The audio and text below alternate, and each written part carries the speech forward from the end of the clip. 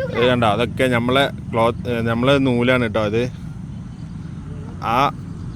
ഇതിങ്ങനെ വരുന്നിട്ട് ഇത് ഫുള്ള് ഇതിൻ്റെ തുണി ഞാനിനി ഏകദേശം ഒരു 3 മാസം കഴിഞ്ഞാൽ അതിൻ്റെ ക്ലോത്ത് ആക്കിയിട്ട് ഇത് പുറത്തേക്ക് ഇറങ്ങുക. അപ്പോൾ ഞാൻ ഇതിൻ്റെ ബാക്കി ഇത് നിങ്ങൾക്ക് കാണിച്ചു തരാം. ഉണക്കായിട്ടിരിക്കുകയാണ്. ഇത് ഗമ്മടിച്ചിട്ട് കണ്ടില്ലേ,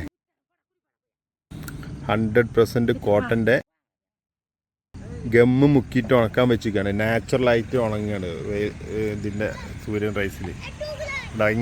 ഇങ്ങനെ വെയിൽ വന്നാലാണ് ഇത് ഉണങ്ങുള്ളൂ. ഓക്കെ,